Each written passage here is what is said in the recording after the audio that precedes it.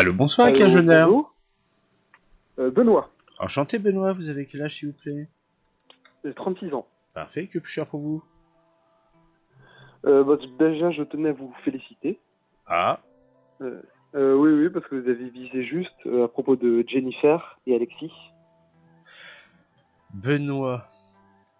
Qu'est-ce que vous foutez là? Ça, c'est les guides, ça.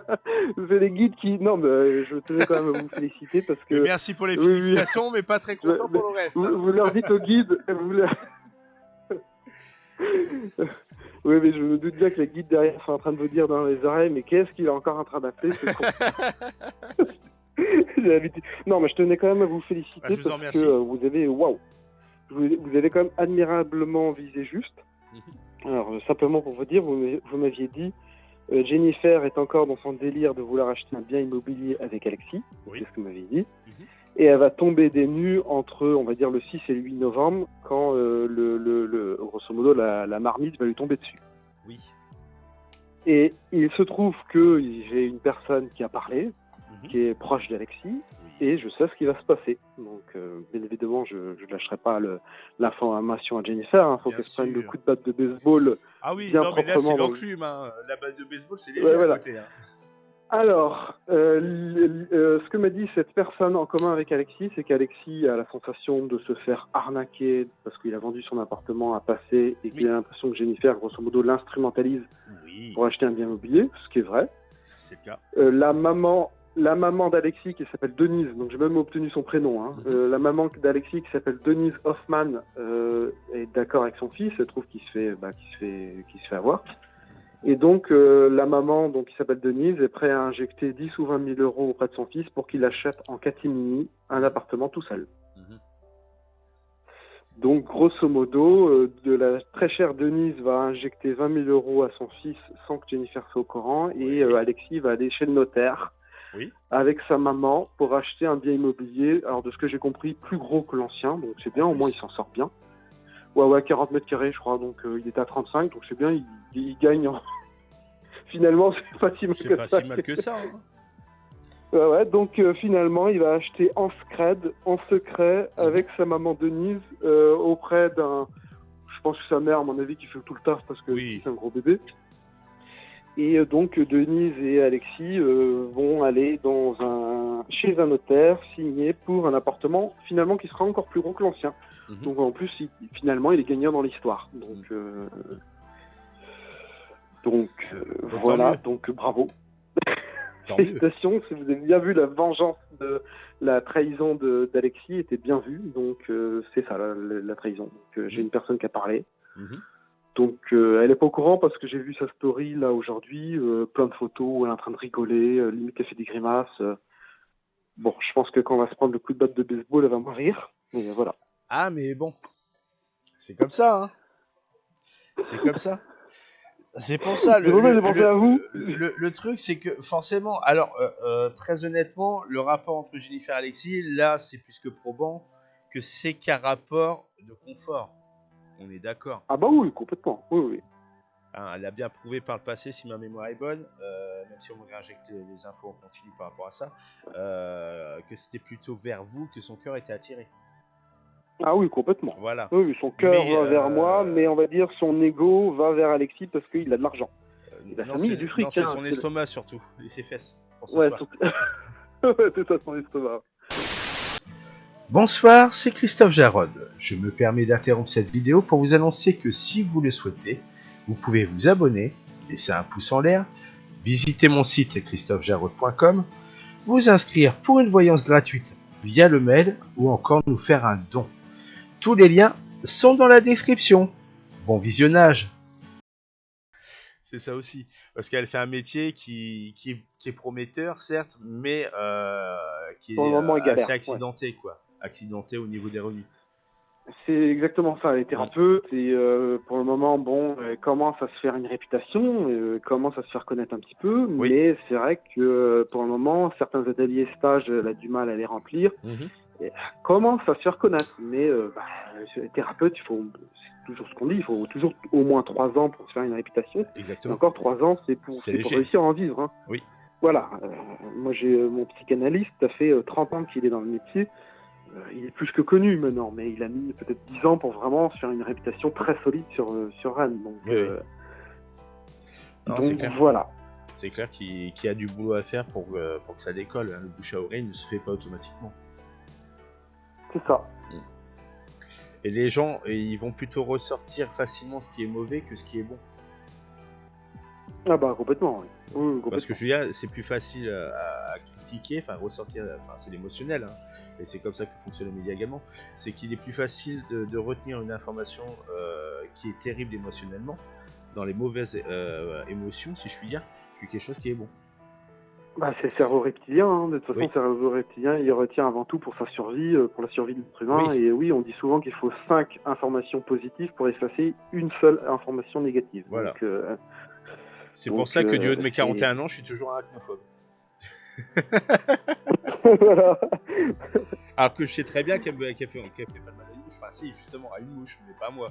Bah, ouais, voilà, une mouche, ouais.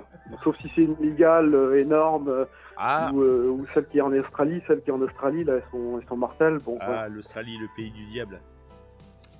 Atractus robustus, là, l'espèce d'énorme mygale qui tue. Bon, voilà, c'est... Alors, il n'y a pas que ça, hein, mais en fait, je comprends pourquoi les Anglais ont envoyé tous leurs prisonniers là-bas, parce que franchement, c'est le pays du diable. Hein. C'est l'enfer. Tout ce qui existe là-bas veut votre Une mort, méduse hein. qui tue en 30 minutes. Une méduse qui tue en 30 minutes. L'une des vipères les plus dangereuses au monde, encore plus dangereuse que celle, la vipère des sables en Égypte. Qui ferait passer le cobra royal pour un PD. Donc voilà. C'est ça, parce que Cobra Royal, on a 3 heures pour eux. L'antivenin, ça va, 3 heures, on a quand même le temps d'aller à l'hôpital et de se faire injecter. Sauf que là, c'est 30 minutes. Donc 30 minutes, c'est un peu limité. Oui. Alors, sinon, je revenais sur le sujet principal. Donc du coup, elle fait pas de Happy Boss en octobre. Donc je sais pas pourquoi elle en fait pas en octobre. J'en sais rien. Mais bon, elle a pas prévu d'en faire en octobre. Et le prochain est le 13 novembre. Oui. Et la question que je me posais, c'est que est-il bon que j'y aille ou pas? Moi, la première réponse qu'on me dit, c'est non. Ah oui. Faut prendre un petit peu de distance pour l'instant pour bien... Ouais, c'est la manipulation quelque part, mais bien profiter du moment où elle se prendra la chute.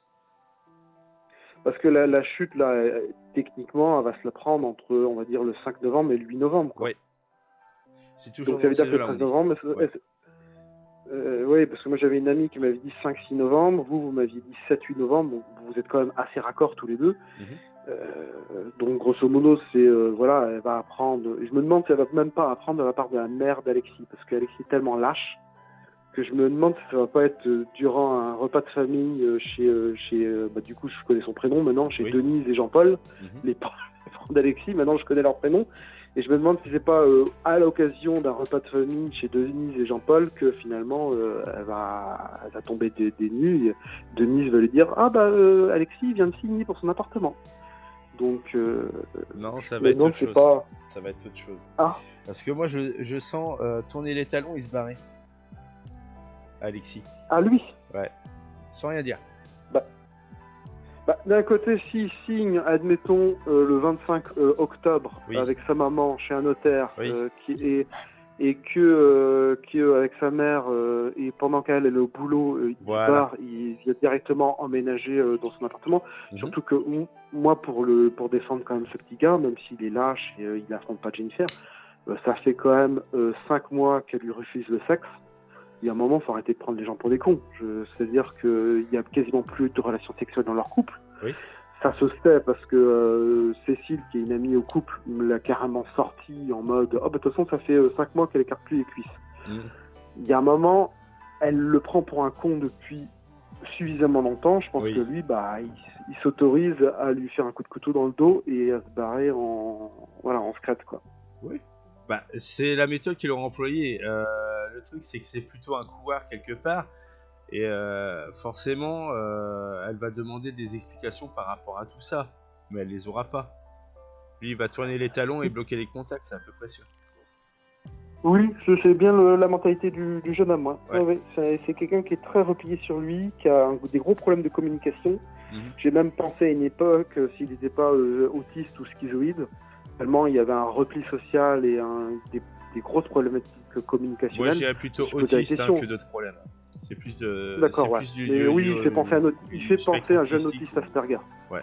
Oui, il fait penser à un jeune autiste Asperger. Et oui, je pense que de toute façon, les autistes Asperger, je sais comment ils fonctionnent. Dès qu'ils sont submergés par les émotions, ils préfèrent rompre tout contact. Donc, de rompre toute communication. Donc, oui, donc ça veut dire qu'en fait, elle va revenir le 8 novembre chez elle. Et en fait, il aura disparu. Il y aura une lettre sur la table à manger. Salut, j'ai acheté un appartement dans ton dos, tu ne me reverras plus, quoi. Grosso modo, c'est ça, quoi. Grosso modo, oui. C'est pour ça que l'enclume, elle sera bien présente, parce qu'elle, elle va se retrouver comme une con, quoi. Du coup, Ouais. par rapport à ses projets. Ouais. Oui, bah c'est sûr. Hein. Ah, bah, Elle va tomber de haut. là, Donc d'où l'enclume, la batte de baseball, quand on disait non, c'est une enclume qui va tomber, bah je suis bien d'accord avec ça, parce que ce qu'elle va se prendre dans la figure, elle est pas prête, la pauvre. Hein. Après, il faut qu'elle ouvre les yeux. Hein. Que de toute façon, son avenir et son destin n'est pas avec lui, et que là, elle s'est laissée bouffer par ses peurs de la précarité, Oui. Voilà, parce que je sais que Jennifer s'est laissée bouffer par la paille du gain et par la peur de la précarité. Et il y a un moment, il faut qu'elle ouvre les yeux que son vrai destin, c'est son cœur et son âme qui lui dictent. C'est certainement pas ses peurs. Hein. Les peurs, de toute façon, ça nous emmène toujours à la mort. Donc, alors la peur n'évite pas le danger, ça c'est sûr. Non, la peur n'évite pas le danger. Donc, voilà. Et il faut pas oublier non plus que le courage n'est pas l'absence de peur. Oui, complètement. Oui, complètement. C'est la témérité qui est l'absence de peur. Le courage, c'est apprendre à composer avec sa peur. Voilà. Donc, ouais. Donc, ouais, moi j'avais cette même amie, Isabelle, qui donne de bons conseils. Elle qui me disait, de toute façon, il va se prendre l'enclume sur la gueule. Elle disait plutôt le 5-6 novembre, on s'en fout, on va dire entre le 5 et le 8 novembre. On n'est pas à 10 jours près, on va dire. Hein. L'essentiel, c'est que ça se passe à peu près. Et elle me disait, quand Jennifer va te recontacter, elle me dit, Ghost-là ne répond même pas à son message sur Messenger. Tu ouvres même pas le fil de discussion. Oui, ce qui explique pourquoi vous ne devriez pas aller à la prochaine. D'accord, ouais, donc du ghosting, quoi. En fait, je ouvre même pas le fil de discussion. Faut qu'elle apprenne à se débrouiller un peu par elle-même aussi. Ça en fera qu'une meilleure personne d'une part, et d'autre part, ça vous évitera des problèmes supplémentaires, même si le cœur y est. Parce qu'on sait que vous allez finir ensemble, mais il vaut mieux que ce soit dans les meilleures conditions possibles. Oui, mais de toute façon, et même si je sais au plus profond de moi que c'est la femme de ma vie, faut pas se leurrer. Les premiers mois, il y aura des petits conflits d'ego. Bien sûr. Il y aura, elle va essayer de reproduire le schéma qu'elle a eu avec Alexis. Moi, automatiquement, je serai sur la défensive. Et moi, je vais lui faire comprendre que je ne suis pas un Alexis 2. Et de toute façon, pendant les 6 premiers mois de notre couple, au début, il y aura des petits conflits d'ego. C'est évident. Hein. Je suis suffisamment intelligent. Et après, le cœur arrivera à dépasser tout ça. Oui. Et on arrivera à aller sur des bons chemins, on va dire, sur des bonnes dispositions. Quoi. Parce que pour l'instant, on peut dire qu'elle s'est plus ou moins servie d'Alexis comme un tremplin. Ah bah complètement. Hein. Elle n'a pas d'amour envers lui. Hein. Aucun amour envers lui. Et le risque, si je vais le 13 novembre au Happy Boss pour avoir un comportement à rechercher en moi une espèce de Kleenex. De prédatrice. Oula. Expliquez-vous. Façon montre religieuse, vu l'image qu'on m'a donnée. Ah oui. En fait, elle aura tellement faim, si je puis dire, qu'elle serait capable de tout prendre, quoi. Mais pas la faim sexuelle, pas l'appétit sexuel, dans le sens, elle sera tellement bouleversée, etc., que elle n'arrive pas à se refaire, que forcément, elle va chercher tout ce qui est possible pour retrouver ce fameux confort, cette sécurité qu'elle avait perdue. Ah, d'accord, ok. Ouais, d'accord, ok. Donc finalement, même si elle aura des sentiments amoureux envers moi, elle va y voir comme moi une opportunité de pouvoir se refaire. Tremplin. Voilà. Ah ouais, donc finalement, il faut qu'elle traverse ses peurs, toutes ses peurs, pour se rendre compte que ses peurs ne vont pas la tuer.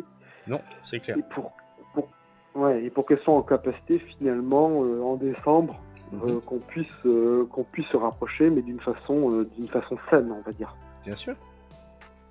Ouais, donc finalement, je laisse traîner un mois, par exemple, et je vais au Happy Boss, par exemple, du 11 décembre, par exemple. Oui. Là, ça sera bien mieux. Ça sera déjà calmé. Ça sera plus dans le tumulte. Dans la tour. C'est vrai que 5 jours après que monsieur se soit barré en laissant une lettre sur la table, c'est sûr qu'elle va être dans des états pas possibles, quoi. Ah bah, elle va être dans un état de panique totale et c'est comme si tout s'effondrait devant elle, quoi. Parce qu'elle saura pas comment réagir. Elle ne s'était pas préparée à ça. Bah, elle ne se sera pas préparée à ça. Ouais. Donc ça veut dire que Alexis, lui, il a bien préparé son coup depuis un moment, hein, parce que moi, cet ami en commun, il m'a dit il va acheter avec sa mère un appartement dans son dos. C'est que lui, c'est calculé. Ça fait un moment en fait qu'il sait qu'il en a marre et que voilà. Non, donc, je pense qu'en fait, lui, il a exposé la situation, je pense, à sa mère, pas à son père, donc c'est bien à sa mère, par rapport à tout ça. Puis sa mère étant toujours de bons conseils, apparemment, d'après ce qu'on me raconte. Forcément, il a suivi ses conseils pour mettre un plan en place. Bah, moi, ce que j'ai compris de cet ami en commun, donc il s'appelle Denise et Jean-Paul. Oui. Jean-Paul est un caractère plutôt discret comme son fils. Oui. Donc un caractère plutôt calme et discret. Et la mère, elle sait pas faire, mais un truc méchant, quoi. Faut pas lui rentrer dedans, sinon c'est foutu. Oui, et elle, c'est une lionne ascendant sagittaire, de ce que j'ai compris. Et je connais bien les lions ascendant sagittaire parce que ma mère est lionne ascendant sagittaire. Et les lions ascendant sagittaire, c'est des généraux d'armée. Hein. Tu commences à pisser sur leur plate-bande. Il y a 2 chars, 2 tanks Leclerc, deux tanks Leclerc et 2 GIs avec des fusils d'assaut qui sont là. Donc je connais très bien la personnalité des lions ascendant sagittaire. Et la mère, d'après ce que j'ai compris, Denise Hoffman est une lionne ascendant sagittaire et c'est elle le général d'armée de la maison. Donc je pense qu'elle est très protectrice avec son fils et elle a dû voir, à mon avis, que Alexis est en train de se faire baiser. Donc, déjà, de base, les mamans sont très protectrices envers leurs enfants. Ça peut être le pire criminel du monde. La maman, elle le verra pas comme un criminel, mais comme son enfant. Oui, c'est vrai. Voilà, quoi qu'il arrive. Après, le fait qu'il y a eu des difficultés dans sa jeunesse, Alexis, forcément, ça lui a procuré un statut particulier par rapport à sa mère qui cherche un peu plus à le protéger. Ah oui, d'accord. Vous savez, le fameux mème sur... je sais plus, c'est tellement vieux ce mème. Sur un dessin animé, je suis pas sûr que ce soit South Park, mais ça doit être ça. Où il y a un enfant qui dit « Je suis spécial ». En fait, c'est le fils du flic dans Les Simpsons. C'est la même. Ouais, d'accord, je vois. Ralph... comment il s'appelle ? Ah, j'ai perdu son nom, c'est pas grave, ça fait trop longtemps. Le petit Ralph. Oui, si, je vois bien, qui est un peu spécial. Oui. Ouais. Ouais. Et dans South Park, il y a aussi ce Kimi ou Kimi, j'ai plus Timmy, un truc comme ça aussi, qui paraît qui est un peu spécial. Ah, il est très spécial. Ouais, c'est ça, voilà. Il est un peu spécial, voilà. C'est un peu, ouais. Heureusement, Alexis n'est pas aussi atteint que ça. Heureusement. Ouais, non. Alexis, mais voilà, ça se voit pas tout le temps non plus qu'il est, entre guillemets, anormal, si je puis dire. Ce qui paraît tout à fait normal. Après, voilà, il a quelques freins. Tout le monde a ses propres freins, si je puis dire. À part que lui, il a certains freins psychologiques. Ouais, d'accord. Donc, si je comprends bien, donc du coup, j'y vais pas le 13 novembre, je la ghost, je n'ouvre même pas son fil de discussion, comme m'a dit Isabelle. Elle m'a dit, tu ouvres même pas le fil de discussion, comme ça, là, suivez ses conseils, je pense que c'est pas mal. Le truc, c'est que là, le temps qu'elle prenne la soufflante dans la figure, le temps de blesser un petit peu l'orage partir au loin, après seulement vous pourrez intervenir. Entre deux, c'est le chantier. Vous allez être pris la pagaie dans la tempête et puis vous allez avoir du mal à vous en sortir. Ouais, à manœuvrer quoi. Ouais. À manœuvrer parce qu'elle va tout de suite se précipiter sur moi, mais pas forcément pour les bonnes raisons. Exactement. Parce qu'elle sera dans la tourmente. Et alors que si je vais au Happy Post, admettons, du 11 décembre, là, elle aura eu le temps quand même de bien souffler et je pense que, voire même, elle verra en moi plutôt je suis content de me revoir Benoît. Un partenaire précieux plutôt que simplement quelque chose où on peut s'asseoir dessus afin de profiter d'un certain confort, d'une certaine sécurité. Ouais, d'accord. Ouais. Parce que je vais vous dire très clairement la chose, telle qu'on me l'a raconté, c'est quelqu'un qui pourrait pas compter sur quelqu'un qui est au SMIC. Jennifer, oui, il y a beaucoup la dynamique, il y a beaucoup la dynamique image sociale, réussite sociale, voilà. bon, quand on utilise l'énéagramme, elle est en base 3. La base 3 est très orientée sur image, réussite, et il travaille. Donc voilà, voilà, il y a une grosse dynamique là-dessus et elle a l'impression que sa valeur dépend beaucoup de son boulot, de son image sociale et de sa réussite.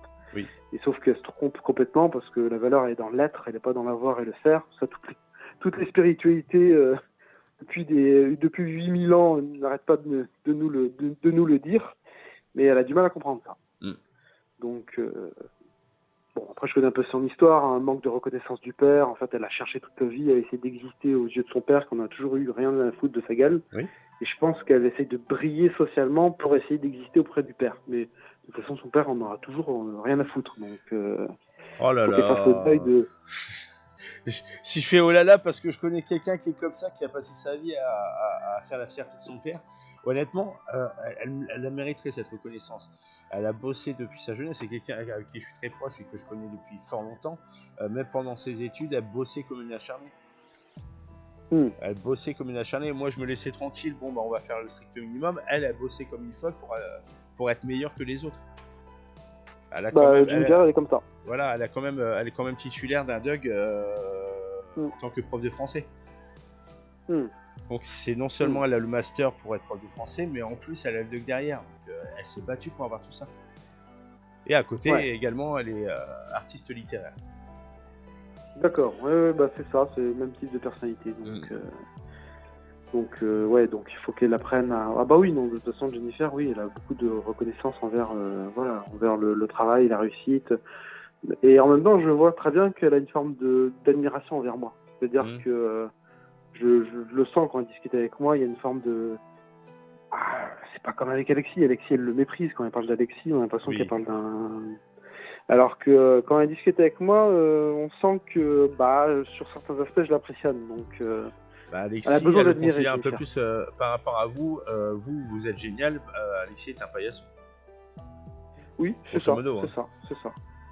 C'est ça, oui, c'est complètement ça. Ouais. Voire même, elle a une forme de complexe d'infériorité par rapport à moi sur certains aspects. Oui. Parce que sur l'aspect intellectuel, à chaque fois qu'elle aborde un sujet, je dis oui, j'ai déjà lu 2 livres sur le sujet. Et à chaque fois, elle essaye de me coincer, je dis je suis désolé, je maîtrise déjà le sujet. Donc, elle est comme ça, elle grandira, elle évoluera. Et bien sûr, et heureusement, si elle était limitée et qu'elle ne pouvait plus avancer, voilà quoi, on doit soit se contenter de ce qu'on a, ou alors on prend la corde et le tabouret, quoi. C'est ça. Sinon, je voulais aborder un dernier sujet, il reste un peu de temps. En fait, là, je suis dans une formation en psychologie, donc je continue, le FPP sur 2 ans. Alors, j'ai fait un pari audacieux, on doit faire un mémoire de 50 à 100 pages au bout des 2 ans. Et je me suis dit, autant faire un choix de cœur, mais c'est un choix un petit peu... j'ai choisi de partir sur quelque chose d'un petit peu plus glissant, on va dire, mais c'est pas grave. Le thème de mon mémoire, c'est approche psychanalytique et psychopathologique de l'énéagramme, qui est un modèle que je trouve absolument fascinant. Et je voulais savoir si ça allait être bien reçu par les professeurs de l'ESPP. Étonnamment, on me dit plutôt pas mal. D'accord. Ouais, ils vont pas être choqués parce que... Ouais, plutôt pas mal, parce que c'est vrai que c'est un modèle qui est exotique. En France, c'est assez rejeté parce qu'il est considéré comme ésotérique, voire même à dérive sectaire. Alors que je pense que les gens comprennent rien, c'est comme l'astrologie, les gens ont tendance à taxer l'astrologie et la numérologie de dérive sectaire, alors que les plus grands traders, même Jérôme Kerviel, avouaient qu'ils faisaient appel à des astrologues et des numérologues, donc il y a un moment, voilà. Alors, il faut pas confondre astrologie et horoscope, par contre. Oui, non, ça je suis totalement d'accord. La vraie astrologie poussée, vraiment, avec tous les déplacements des planètes, avec... oui. Et j'avais un petit peu peur parce que je me suis dit l'énéagramme c'est un peu comme l'astrologie et la numérologie, c'est souvent taxé un petit peu de diseuse de bonne aventure, on va dire ça comme ça. Et je me suis dit mais c'est un modèle qui me passionne tellement que je voulais lui donner un côté plus universitaire, plus psychanalytique, plus psychopathologique. Moi je pense que ça sera plutôt bien reçu parce que vous allez amener de la bonne façon.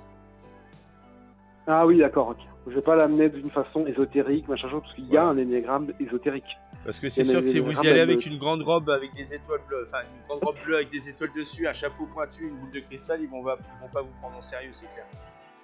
Ouais, d'accord. Ouais, donc ça va être bien reçu parce que je l'aborde d'une façon qui leur plaît, quoi. Voilà.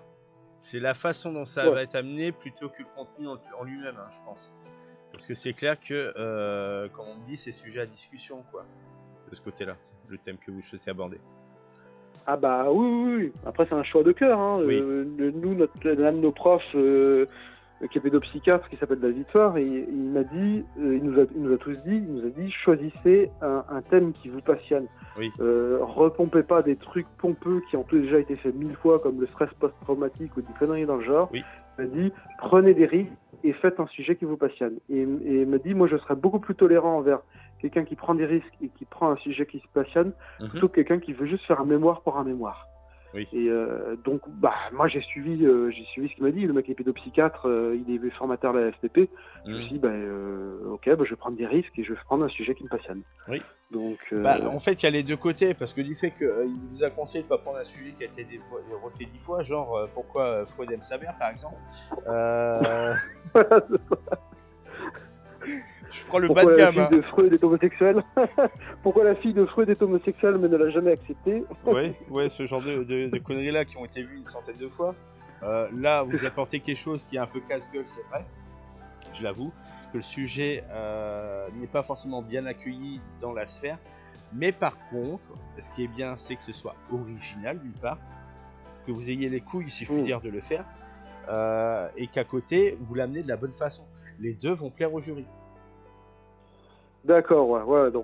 Donc au début, ils vont peut-être être un peu sceptiques, mais comme ça va être abordé sceptiques, mais comme ça va être original d'une part, parce qu'ils vont pas voir ça tous les jours, qui sera assez débile pour se planter à un examen, si je puis dire.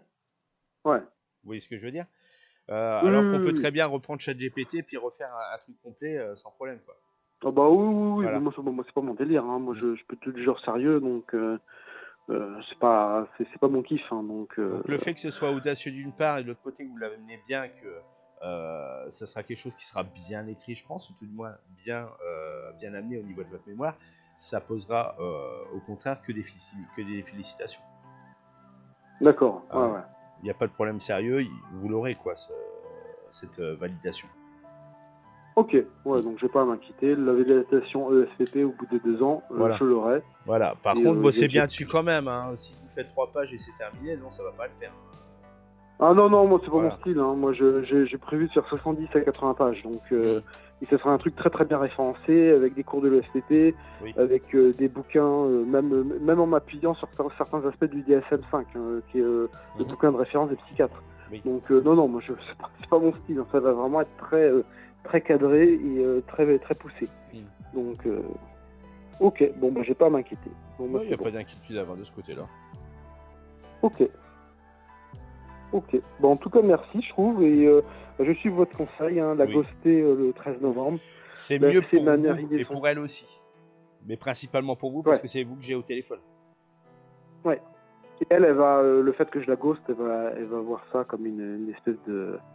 Son monde va s'effondrer, en fait. Si en fait, elle n'aura plus rien autour d'elle. Elle n'aura plus rien à quoi se raccrocher, qu'elle va devoir se retrouver, comme on dit vulgairement, avec sa bite et son couteau, quoi. Ouais. Et là, actuellement, elle est dans quel état émotionnel, en fait? Dans la joie, parce qu'elle sent pas le coup venir.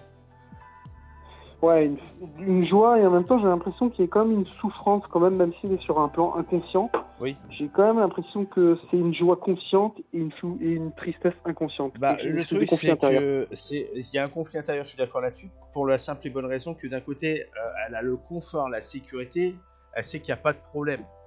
Elle a confiance en Alexis, même s'il est ce qu'il est, si je puis dire, même si à ses yeux, sur certains points, ça sacré tocard, elle sait quand même qu'elle a une sécurité par rapport à lui, qu'elle pourrait pas avoir si elle était avec quelqu'un qui s'en foutrait totalement.